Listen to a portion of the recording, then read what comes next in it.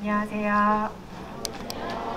네, 다음 주에 개봉하는 신작이죠. 블랙맨이 오늘 관객과의 대화를 먼저 만나 뵙게 됐는데요. 저는 진행을 맡은 영화 전문 기자 이은선이라고 합니다. 만나서 반갑습니다.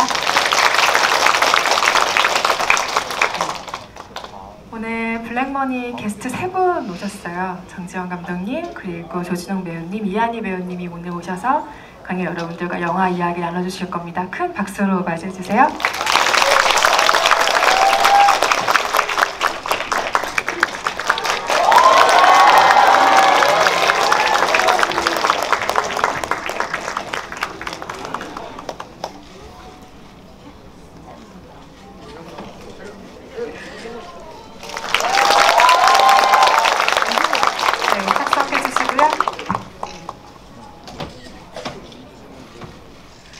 네, 개봉을 앞두고 관객과의 대화에 오시는 관객 여러분들은 이 영화에 대한 관심이 그 누구보다 많으신 분들이라는 걸 잘 알고 계실 겁니다. 오늘 본격적인 대화를 시작하기에 앞서서 관객 여러분들께 인사 한 말씀씩 해주시고 저희 대화를 시작하도록 할게요. 감독님부터 해주실까요? 네, 여러분 반갑습니다. 영화 보셨어요? 네! 재밌어요? 네! 목소리가 약한 거군요. 재밌죠? 네! 맞습니다. 네, 감사합니다 여러분. 앞으로 짧은 시간이지만 여러분과 대화를 나누겠습니다. 정지훈 감독님. 안녕하세요. 블랙머니에서 김나리 역할 맡아서 연기한 이한입니다. 반갑습니다. 이렇게 정말 황금 주말 금요일 저녁에 이렇게 시간 내주셔서 너무 감사하다는 말씀 일단 드리고요.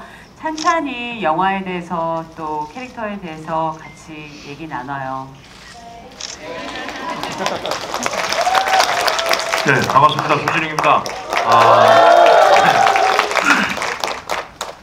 이 영화를 참여할 수 있게 되어서 저는 개인적으로 참 영광이고 이 영화를 방금 보신 이 영화를 여러분들에게 선보일 수 있게 되어서 그 또한 전 참 좋은 일이 아닌가 생각이 듭니다.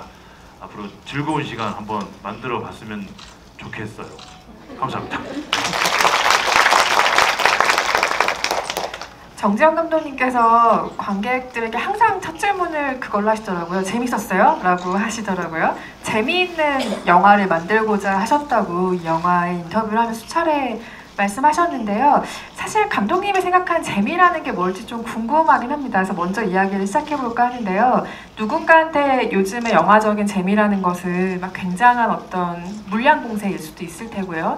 예를 들면 CG로 어떤 번복된 어떤 화면 같은 것들 요즘에 어떤 스펙터클? 재미로 받아들이는 시대가 분명히 되기도 했으니까요. 누군가한테는 그런 게 재미일 거고 또 누군가한테는 아주 기본적인 스토리텔링이 재미일 거고 각자 생각하는 영화적인 재미라는 것이 좀 다른 시대인 것 같은데 감독님께서 생각하시는 재미있는 영화라는 건 어떤 거예요? 제가 이 영화에서 관객들한테 주고 싶었던 재미는 무슨 화려한 비주얼이나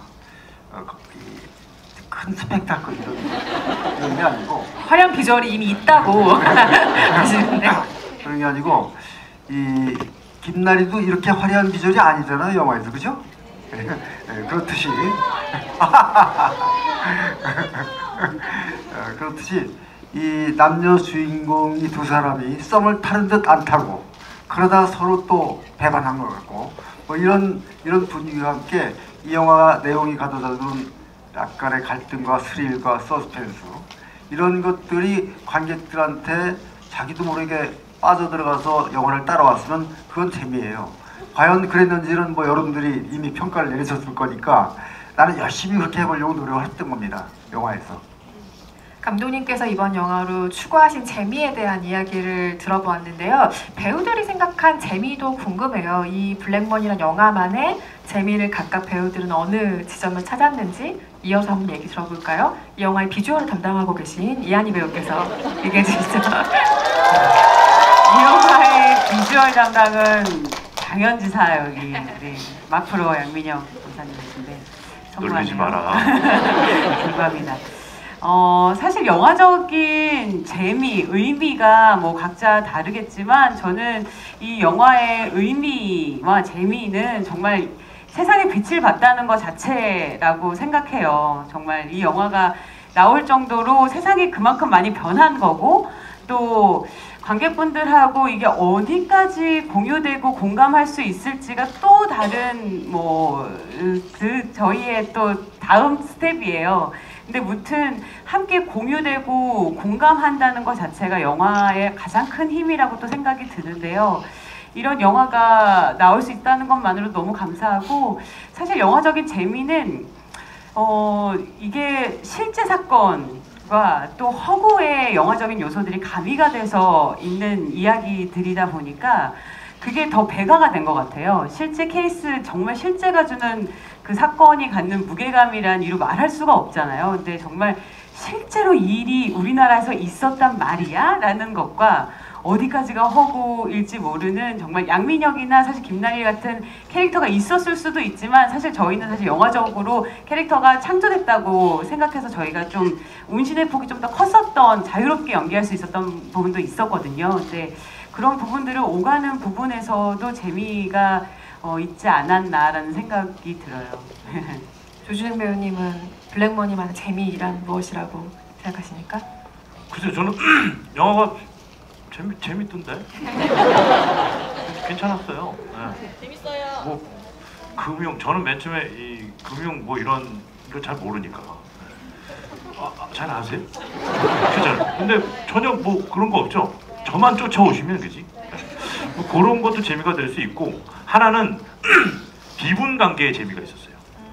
무엇이냐면 아까 한희 씨 얘기했듯이 우리나라에 저런 사건이 있었어? 일어날 수 없는 사건이고 대한민국 국민이 그걸 인지하지 못했다는 거. 우리가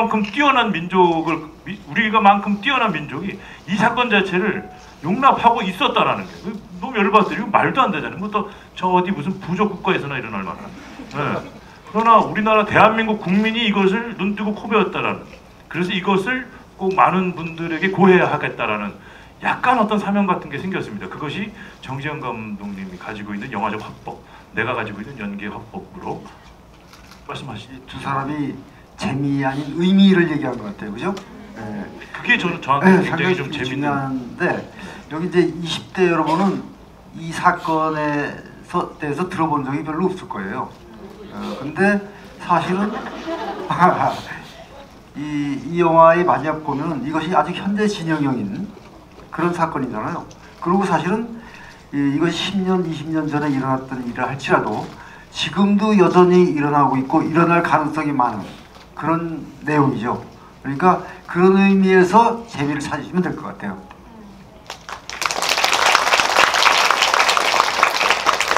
영화가 담고 있는 얘기가 쉬운 얘기라고는 할 수 없을 것 같아요. 어려운 얘기죠. 근데 어려운 얘기를 어렵게 만드는 건 오히려 쉽고요. 어려운 이야기를 쉽게 만드는 건 굉장히 어려운 일이죠. 근데 이 블랙머니라는 영화가 굉장히 어려운 소재를, 그리고 우리가 잠깐 잊고 있던 혹은 인지하지 못했던 어떤 사회적인 소재를 굉장히 대중적인 필치로 속도감 있는, 어떤 장면은 좀 스릴러 같고 어떤 장면은 조금 코미디 같고 이런 식의 대중적인 화법으로 풀어냈다는 데 영화만의 재미와 의의가 있는 게 아닌가 생각이 들고요. 사실은 정지영 감독님이 이 영화의 첫 촬영 날을 어떻게 기억하고 계실지가 너무 궁금합니다. 왜냐하면 정지영 감독의 영화들을 쭉 팔로우업 하신 분들이라면 아시겠지만 남영동 1985 이후에 이 영화를 7년 만에 복귀작으로 찍으신 거거든요. 아주 오랜만에 현장에서 메가폰을 잡고 탁 감독석에 앉았던 그 날의 기분 어떻게 기억하고 계세요? 네, 제가 지난번 남영동 1985 전에 바로 부러진 화살이라는 영화를 했는데요. 그 영화는 13년 만에 제가 현장을 만나본 영화예요. 이번에는 남영동 1985 7년 만에 만났네요. 절반으로 줄었네요. 네.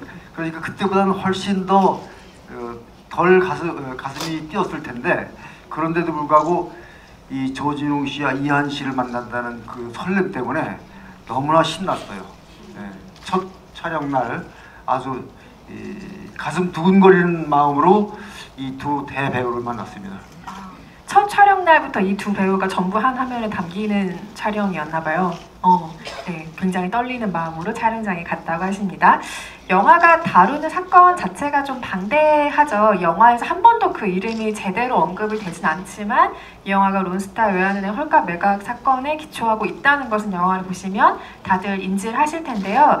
이게 워낙 방대한 내용이다 보니까 담고 싶은 내용이 너무나 많았을 것 같아요. 그래서 그걸 추려가는 과정이 아마 이 영화의 가장 중요한 시작점이 아니었을까라는 생각이 드는데요.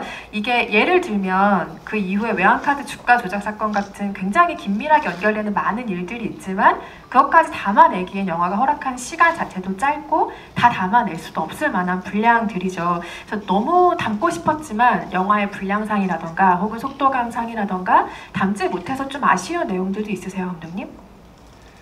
다행히도 상당히 아쉽게 많은 부분을 뺐고 축약시켰는데도 불구하고 관객들이 재밌게 보는 바람에, 여러분 재밌었죠, 분명히?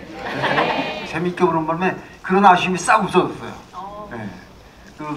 뭐 아시겠지만 수많은 정보를 어떻게 축약해서 관객들한테 전달해야 그 많은 정보들은 관객은 귀찮아하거든요.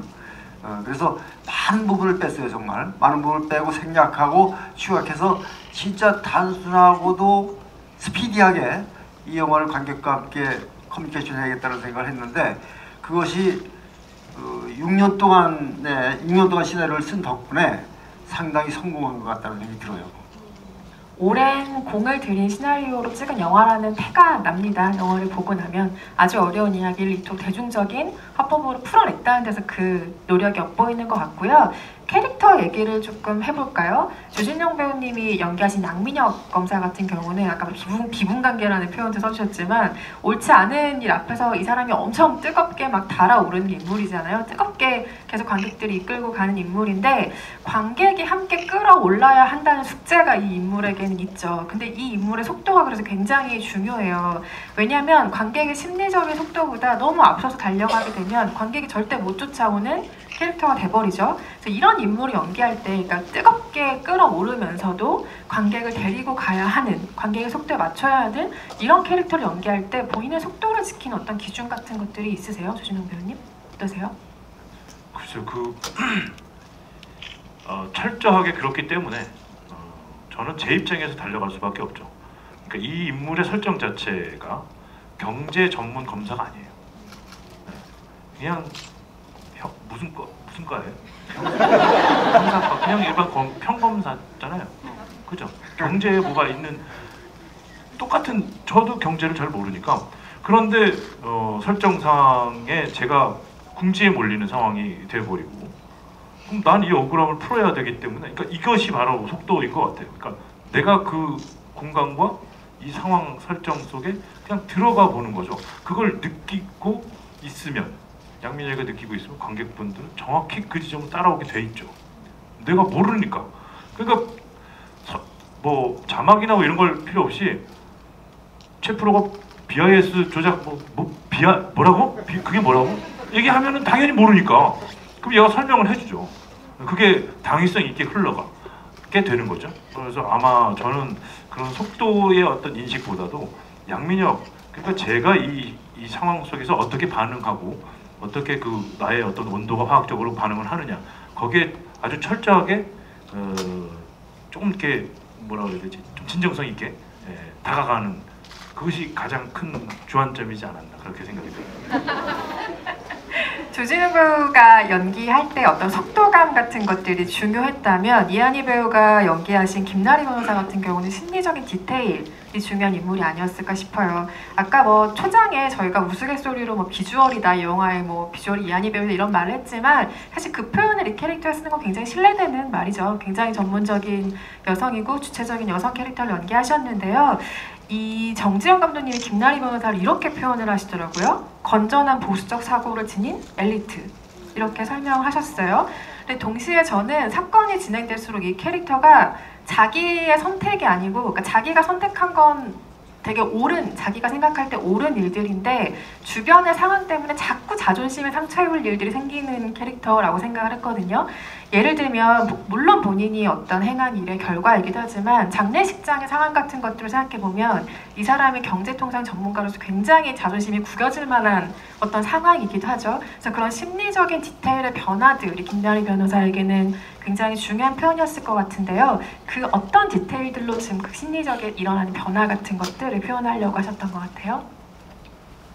근데 사실 진웅 오라버니 말씀하신 것처럼 저희가 그 캐릭터 시나리오 안에 있는 캐릭터의 디테일을 그냥 들어가서 가도 무리가 없을 정도로 거의 굉장히 시나리오가 처음부터 받았을 때부터 탄탄했어요. 그래서 야 이거는 진짜 요대로만 더도 덜고 말고 진짜 김나리가 갖고 있는 이 캐릭터 이 씬에 있는 충실하게만 내가 들어가면 이 디테일을 살릴 수 있겠다라는 어떤 생각이 들었기 때문에 또 제가 이 영화에 함께 참여할 수 있었던 것 같아요. 어떨 때는 그게 되게 명확하지가 않을 때가 있거든요. 제가 이게 캐릭터의 씬을 봐도 도대체 여기서 뭐 어떻게 해야 좋을까라고 계속 곱씹어야 되는 대본이 있는가 하면 이거 참 굉장히 명확하게 내가 어떤 상태고 어떤 외부의 압력을 해서 어떤 리액션이 나오겠다라는 게 너무 명확한 그런 대본은 사실 배우들한테 있어서는 더 적극적으로 움직이게 하고 더 적극적으로 연기할 수 있게 해주는 것 같아요. 그래서 매 씬마다 사실은 조금씩 이렇게 나리의 변화나 심적인 상태들이 조금씩 쌓이면서 이제 공조도 저렇게 정말 말씀하신 것처럼 보수 엘리트 어떤 집단에 속해 있는 사람이 공조를 하기까지의 그런 그 무리가 나중에 없을 정도로 그게 한 씬이 쌓여서 결국에는 공조를 갈 수 있었던 것 같거든요. 그래서 사실 뭐 제가 디테일을 할 수 있었던 건 결국에는 대본에 있었던 그 씬의 충실함이었던 것 같아요. 국영수만 열심히 했어요 같은 답변이긴 하지만 근데 그게 또 정석이긴 하죠. 배우들이 할 수 있는 가장 정석의 연기이기도 합니다. 그런데 이한희 배우 같은 경우는 평소에 목소리 톤을 생각하면 굉장히 발랄하거나 아니면 톤이 조금 다운되더라도 굉장히 다정하고 상냥한 톤의 목소리를 가지고 있잖아요. 뭐 하니 뭐하니를 봐도 굉장히 잘 드러나는 어떤 지점들이기도 하고 그래서 아마도 이 역할을 준비하는 데 있어서 한 번도 쓰지 않았던 목소리 어떤 한 번도 쓰지 않았던 발성의 방법들 이런 걸 가장 먼저 준비하지 않으셨을까 싶었어요. 어떠셨어요? 사실 캐릭터 연구할 때 뭐 영어도 뭐 굉장히 있고 이런 뭐 굉장히 그런 캐릭터를 만날 때 좀 목소리나 이런 외향적인 것도 그렇지만 에너지 자체의 변환이 제일 중요하다는 생각이 들어요. 이렇게 저는 양기와 음기로 좀 나누는 편인데 양기 가득한 뭐 극한지역 열혈사제 같은 경우에는 뭐 저의 심장 박동수가 100이라면 그 친구들은 한 150, 180까지 찍는 친구들인 거죠. 근데 김나리 같은 경우에는 제가 느끼기 한 60에서 80 정도로 왔다 갔다 하는 어떤 굉장히 이성되고 차가운 에너지를 가졌지만 그 안에 들어가 보면 조금 되게 따뜻함이 있을 수 있는 그런 캐릭터라고 제가 생각을 했었고 사실 목소리의 레인지에 대한 거는 그 뮤지컬을 하고 막 이러면서 굉장히 고민을 많이 했었던 시기가 있었던 것 같아요. 그리고 사실 제가 굉장히 왜 이렇게 나는 차갑고 도시적인 역할만 하지라고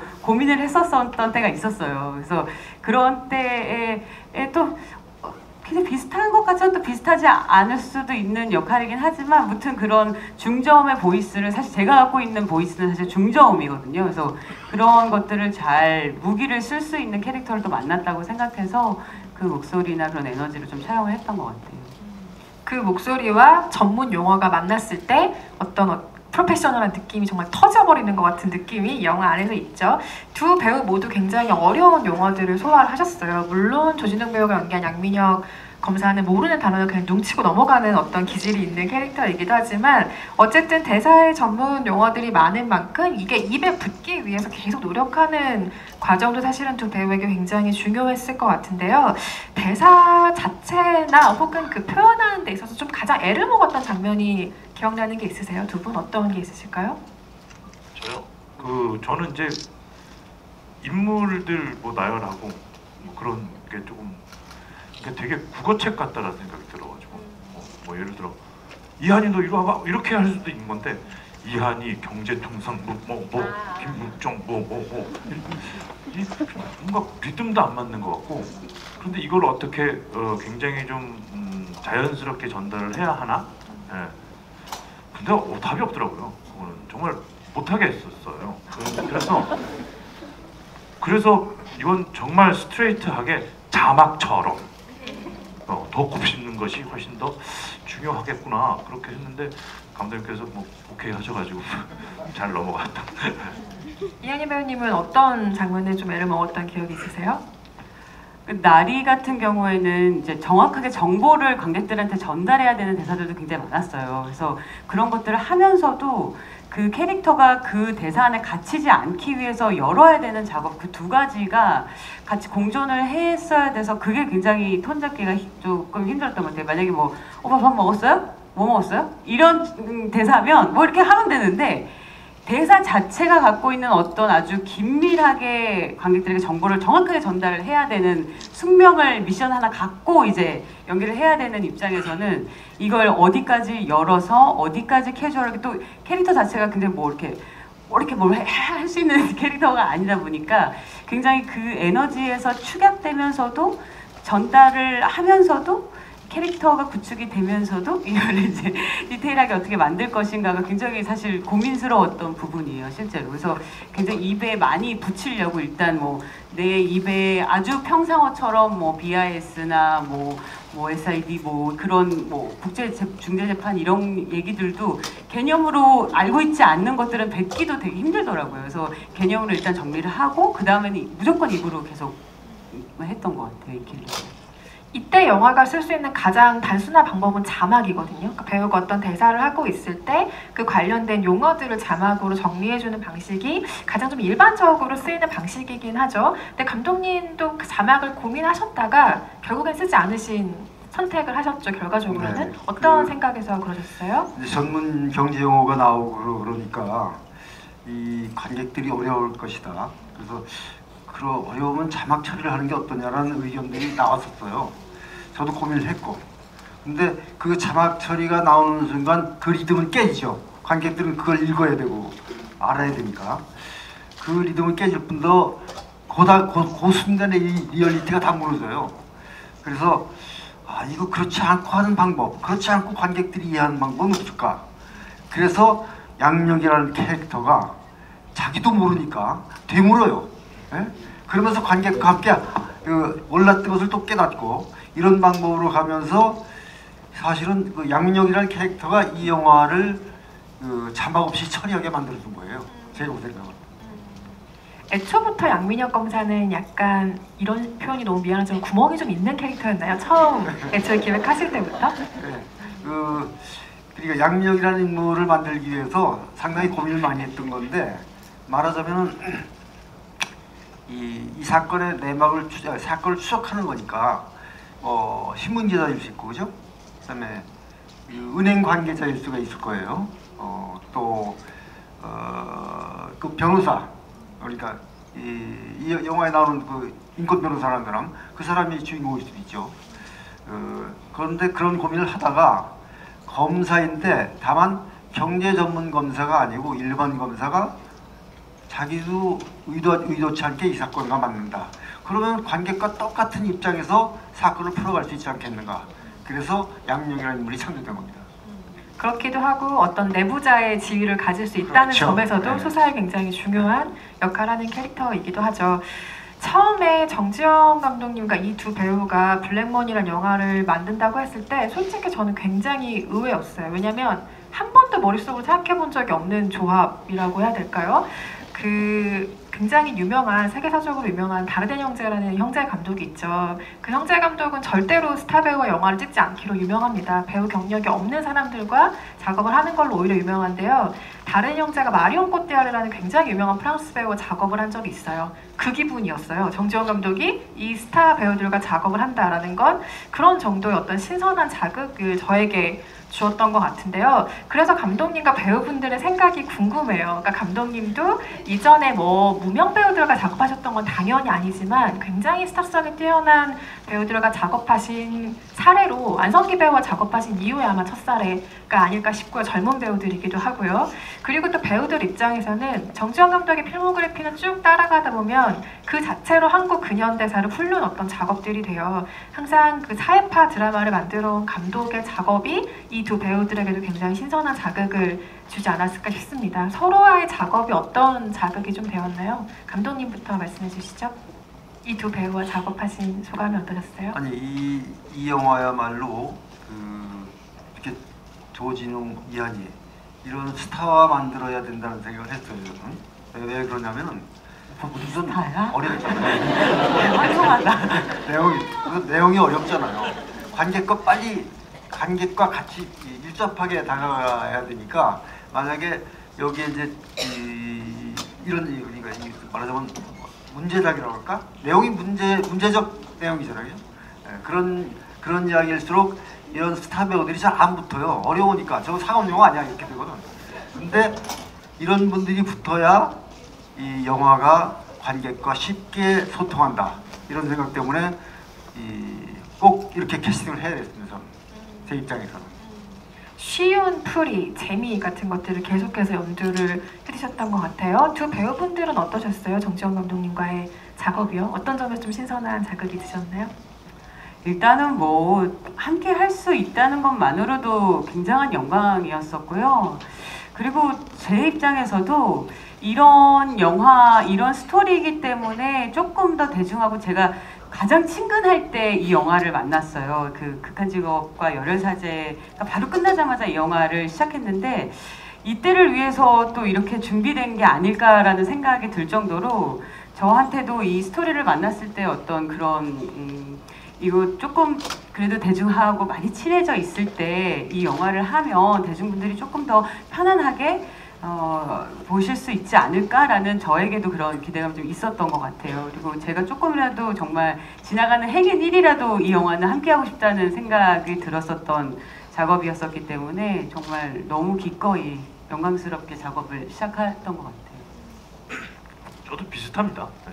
어쨌든 정정 감독님과 함께 작업을 할 수 있다는 건 저 배우로서는 지금 같이 작업을 하는 모든 배우들이 아마 그렇게 느끼지 않을까 싶고, 그런데 거기에 감독님이 가지신 굉장히 그런 캐주얼한 아마 단언컨대 저보다는 더 캐주얼하십니다.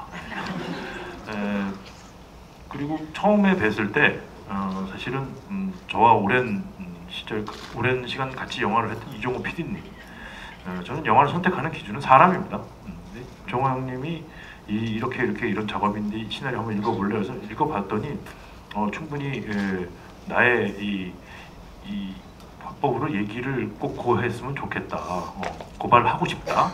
그래서 감독님과 처음 미팅을 했는데 그때 전 많이 놀랍고 뭐랄까 하얀 전쟁, 남북은, 이야. 근데 저는 처음에 감독님 뵙자마자 그런 말씀드렸어요. 하얀 전쟁 얘기하시면 전 여기서 한 마디도 못합니다. 그런 대가의 모습으로, 명장의 모습으로 저에게 말씀하시면 저는 이 작품에 대해서 얘기를 한 마디도 못할 것 같습니다. 그래서 안 하려고 그랬는데 그래서 정말 정말 대화가 재밌었어요. 그래서 이 영화가 아주 스트레이트하게 관객들에게 직진할 수 있겠구나.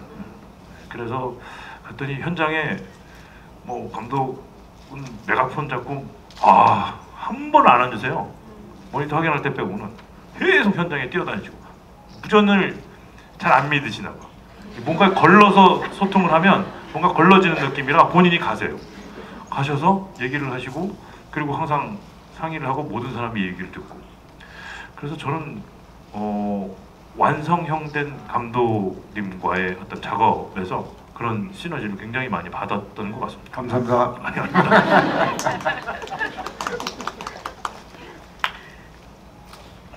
옷이 껴서 다시 앉으신 거죠? 그 조준웅, 이한희 배우께 이런 질문을 하나 더 드려보고 싶은데 결말에 이르러서 이 두 인물이 전혀 다른 선택을 하잖아요. 뭔가 같은 선택을 향해 달려갈 것 같았던 인물들이 결국엔 조금 다른 선택을 하게 됐는데 이 각각의 선택에 대해서는 충분히 납득이 되셨는지 궁금해요. 그러니까 캐릭터가 가는 길과 배우 나 자신이 생각하는 길은 좀 다를 수도 있잖아요. 어떤 분은 조준웅 배우가 연기한 캐릭터의 마지막 선택이 판타지 같다고 생각할 수도 있고 또 어떤 분은 이한희 배우가 연기한 김나리 변호사의 선택이 오히려 판타지 같다고 생각하실 수도 있겠죠. 두 배우는 각자가 연기한 캐릭터의 마지막 선택을 어떻게 생각하세요? 그래서 저는 뭐 어쨌든 그렇게 선택을 하게끔 탄생된 인물이잖아요. 그래서 저는 사실 어렵지는 않았어요. 그 선택이 배우로서 어떻게 할 건 난 당연히 그 선택을 하겠죠. 그리고 검찰 배지를 던졌을 겁니다. 아이 더러워 나 안 해. 그렇게 됐을 것 같아요. 오히려 더 김나리라는 캐릭터가 사실은 김나리나 양민혁이나 법의 정의를 구현하고자 하는 목적과 지향하는 지점은 같을 거예요.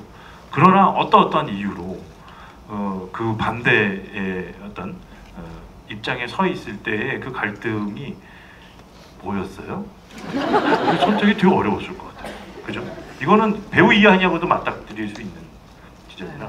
어려웠어요. 그 마지막에 그 선택 때문에 그 처음부터 그 고민을 안고 작업 시작할 때부터 계속 골머리를 안았던 것 같아요. 이렇게 선택을 할 정도의 여자면 이때는 어떤 캐릭터일까부터 처음부터 그게 선택이 여기까지 파장이 있을 정도로 굉장히 센 선택이었었고, 사실은 오히려 보신 많은 분들이 나리의 선택에 현실적이라고 생각을 하시더라고요. 그리고 양민혁의 어떤 그런 부분들이 보시는 분마다 다 뭐 진짜 해석이나 이런 게 너무 감상이 다 열려 있고 그게 훨씬 더 좋은 영화라고 생각을 하는데, 많은 분들이 또 양민혁의 어떤 그런 부분들이 판타지 같은 느낌이 오히려 있다고 얘기를 하는 걸 보면서 참 김나리의 선택은 저는 그랬어요. 저는 배우로서 해석하기를 그냥 2천억을 뭐 꿀꺽 자 이제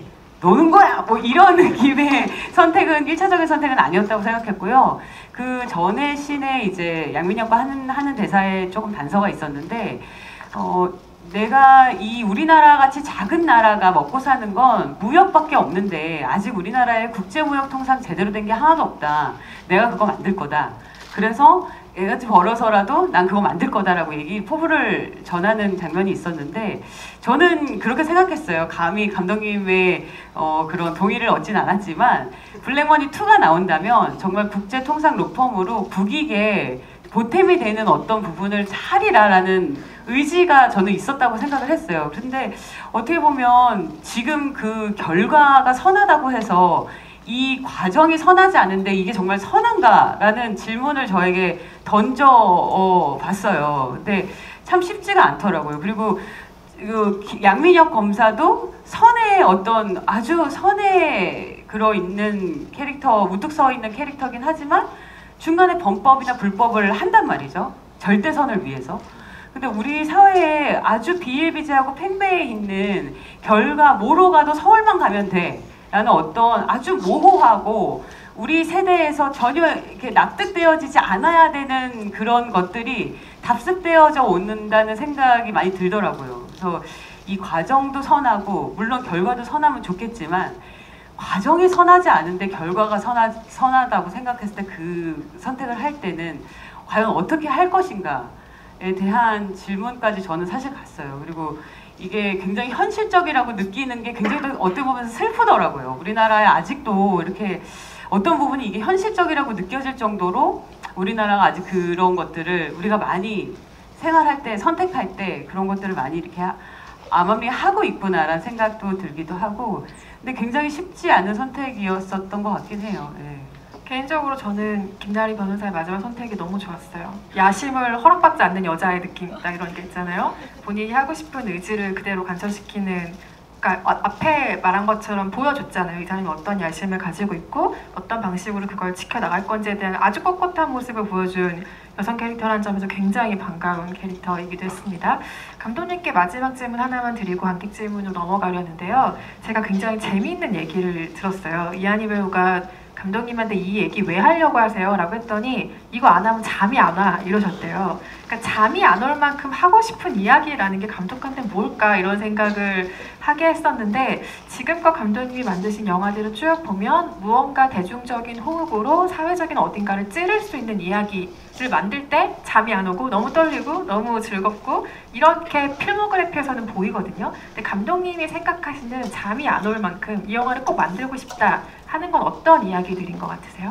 잠이 안 온다고 얘기하면 아마 술 취해가지고 그랬을 거예요. 근데 이런 말하자면 이야기를 내가 이 이야기의 내막을 알고 만약에 이 의미를 터득하고 역사적 의미를 새겼다고 하면은 나 혼자 이걸 안기에는 너무 아깝고 안타깝잖아요. 예? 사람들과 나눠야 돼. 근데 직업이 영화 감독이야. 그럼 영화를 통해서 나눠야지. 다른 방법이 없잖아요.